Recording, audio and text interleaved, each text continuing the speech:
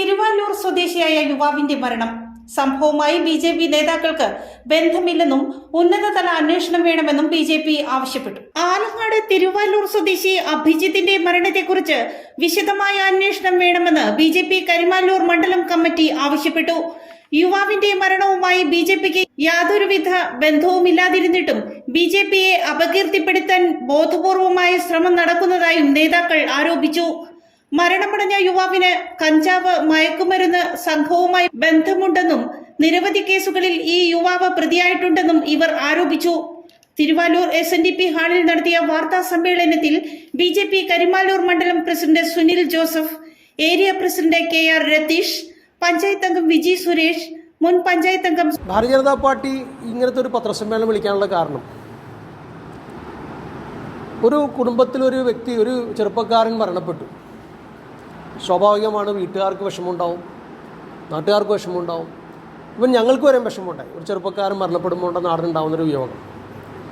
അത് അങ്ങനെ പോകുന്നൊരവസ്ഥയിൽ നമ്മൾ മനസ്സിലാക്കിയത് പതിയെ പതിയെ അത് ഭാരതീയ ജനതാ പാർട്ടിയുടെ പ്രവർത്തകർ ആ ചെറുപ്പക്കാരനെ മർദ്ദിച്ചത് കൊണ്ടാണ് ആ ചെറുപ്പക്കാരൻ ആത്മഹത്യ ചെയ്തെന്ന രീതിയിലുള്ള കുപ്രചരണം അത് നമ്മുടെ നാട്ടിലുള്ള രാഷ്ട്രീയ പ്രസ്ഥാനങ്ങൾ, പ്രത്യേകിച്ചും കോൺഗ്രസ് എന്ന് പറഞ്ഞ പ്രസ്ഥാനം, ഇവിടെ നമ്മുടെ തിരുവാലൂരിൻ്റെ മണ്ണിൽ, ഇത് തിരുവാലൂർ 9ാം വാർഡ് ബി.ജെ.പി. കഴിഞ്ഞ 10 വർഷമായിട്ട് ഭരിച്ചുകൊണ്ടിരിക്കുന്ന വാർഡാണ്.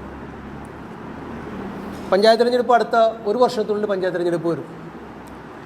ആ പഞ്ചായത്ത് തിരഞ്ഞെടുപ്പിൽ ബി.ജെ.പിനെ എങ്ങനെയെങ്കിലും പരാജയപ്പെടുത്തുക, ആ കൃത്യമായ ലക്ഷ്യം പ്ലാൻ ചെയ്തുകൊണ്ട് നമുക്കറിയാവുന്ന ഇവിടുത്തെ കോൺഗ്രസിൻ്റെ ഒരു നേതാവ് കൃത്യമായി ഒരുക്കിയ പ്ലാനാണ് ഇന്ന് ഈ ബി.ജെ.പിയുടെ പേര് ഇതിലേക്ക് വലിച്ചടയ്ക്കാനുള്ള കാരണം.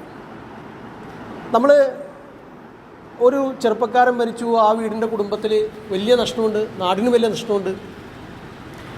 അതുകൊണ്ടൊക്കെ തന്നെയാണ് നമ്മൾ ഇതുവരെയും നമ്മളതിനൊരു പൊതുരംഗത്ത് വന്ന് അതിനെ ആ വിഷയത്തെ പറ്റി സംസാരിക്കാണ്ടിരുന്നതും, നമ്മൾ ഇത്രയും പഴിചാരിയിട്ട് നമ്മൾ ഇതുവരെയും മിണ്ടാതിരുന്നതും.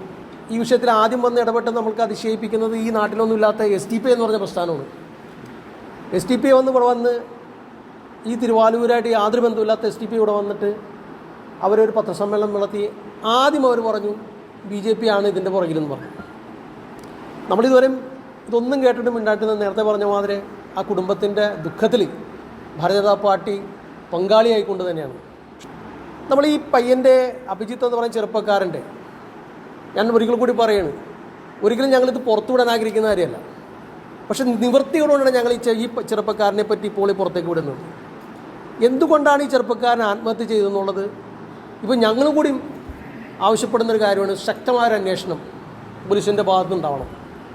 കാരണം ഒരു വലിയ മയക്കുമരുന്ന് ലോബിയുമായിട്ട് ഈ ചെറുപ്പക്കാരൻ്റെ ബന്ധമുണ്ടെന്നാണ് നമുക്ക് മനസ്സിലാക്കാൻ സാധിച്ചത്.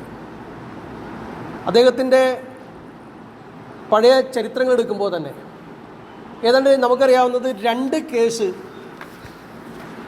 അദ്ദേഹത്തിൻ്റെ പേരിൽ മയക്കുമരുന്ന് വിൽപ്പനയുമായിട്ട് ബന്ധപ്പെട്ട്, ഒരെണ്ണം വരാപ്പുഴ സ്റ്റേഷനിലും പിന്നെ ഒരെണ്ണം ആലുവ സ്റ്റേഷനിലും റിപ്പോർട്ട് ചെയ്യപ്പെടുന്നുണ്ട്. അതിൽ വരാപ്പുഴ എക്സൈസ് ഓഫീസിൽ നിന്ന് നമ്മൾ വിവരാവകാശപ്പെടുത്ത രേഖപ്രകാരം NDPS CR 4423 8/8/21 കഞ്ചാവ് കൈവശം വെച്ചതിന് അദ്ദേഹത്തെ അറസ്റ്റ് ചെയ്തുള്ള രേഖയാണിത്, ആ ചെറുപ്പക്കാരന്. അതേപോലെ തന്നെ കഴിഞ്ഞ വർഷം ഏതാണ്ട് നവംബർ മാസം വരാപ്പുഴ വിഷയമായിട്ട് ബന്ധപ്പെട്ട് കഞ്ചാവ് വിൽപ്പന പ്രതിയായതിൻ്റെ മനോരമ പത്രത്തിലെ കട്ടിങ്ങാണിത്, ആ വ്യക്തി. അതിന് കൂടാതെ അദ്ദേഹം ഒരു കേസിൽ ശിക്ഷിക്കപ്പെട്ടിട്ടുണ്ട്. 2022 അതേ നക്കോട്ടിക് ആക്ട് പ്രകാരമുള്ള കേസിൽ ആലുവ റേഞ്ചിൽ അദ്ദേഹം ശിക്ഷിക്കപ്പെടുകയും 2000 രൂപ ഫൈൻ അടിച്ചു പോയത് കേസ് നമ്പർ CC 2008752222 എന്ന് പറഞ്ഞ കേസ്. അത് 2022 അദ്ദേഹത്തിനെ കഞ്ചാവ് വിറ്റേനും വിൽപ്പന നടത്തിയതിനും ശിക്ഷിക്കപ്പെട്ട് അതിൽ നിന്ന് പിഴ അടിച്ചു പോയതിൻ്റെ രസീത് ഉൾപ്പെടെയുള്ള കാര്യമാണ് ഇതിരിക്കുന്നത്. ഇതുകൂടാതെ നമുക്ക് മനസ്സിലാക്കാൻ സാധിച്ചത് ഈ ചെറുപ്പക്കാരൻ കാരണം ഒരു പെൺകുട്ടി ആത്മഹത്യ ചെയ്തതായിട്ട് നമുക്ക് ഈ അടുത്ത് അറിവായിട്ടുണ്ട്. അതായത് ഈ കഴിഞ്ഞ ഫെബ്രുവരി 26-ാം തീയതി വരാപ്പുഴ സ്റ്റേഷൻ പരിധിയുള്ള ഒരു കുട്ടി, ഒരു ചെറുപ്പക്കാരി, ഈ ചെറുപ്പക്കാരനായിട്ട് ഇഷ്ടമായിരുന്നു. ആ 26-ാം തീയതി വൈകിട്ട് ആ കുട്ടി ഒരു ആത്മഹത്യക്കുറിപ്പ് എഴുതി വെച്ചിട്ട് ആത്മഹത്യ ചെയ്തിട്ടുണ്ട്. ആ ആത്മഹത്യക്കുറിപ്പിൽ ഇദ്ദേഹത്തിൻ്റെ ഈ മരണപ്പെട്ട ഈ വ്യക്തിയുടെ വിളിപ്പേര് ആ ആത്മഹത്യക്കുറിപ്പിലുണ്ട്. ആ വീട്ടുകാർ ആ ആത്മഹത്യക്കുറിപ്പായിട്ട് ബന്ധപ്പെട്ട് അവിടുത്തെ ഒരു പരാതി ആ കുട്ടിയുടെ ആങ്ങള വരാപ്പുഴ സ്റ്റേഷനിൽ അന്വേഷിക്കണമെന്നും ആവശ്യപ്പെട്ട് കൊടുത്തിട്ടുള്ള ഒരു പരാതിയുണ്ട്. ആ പരാതിയുടെ അടിസ്ഥാനത്തിൽ ക്രിയേറ്റ് ചെയ്തിട്ടുള്ള FIR റിപ്പോർട്ടാണിത്. അത് 174 ചാർജ് ചെയ്തിട്ട് 26/2/24 ഫയൽ ചെയ്ത ഒരു റിപ്പോർട്ടാണിത്. അത് പ്രകാരമുള്ള അന്വേഷണം ഇപ്പോൾ നടന്നുകൊണ്ടിരിക്കുകയാണ്. ഞാൻ മനസ്സിലാക്കുന്നത് ആ കുട്ടി ആത്മഹത്യ ചെയ്തതിന് ശേഷം ഈ അഭിജിത്ത് എന്ന് പറയുന്ന ചെറുപ്പക്കാരൻ മാനസികമായിട്ട് വലിയ വിഷമത്തിലായിരുന്നു. ആ വിഷമവും പിന്നെ ഇദ്ദേഹത്തിൻ്റെ ആ ഒരു കഞ്ചാവ് ഉപയോഗവും കഞ്ചാവ് ലോബിയുമായിട്ടുള്ള ബന്ധങ്ങളെല്ലാം കാരണം ഇദ്ദേഹം വളരെയധികം സമ്മർദ്ദത്തിലായിരുന്നു.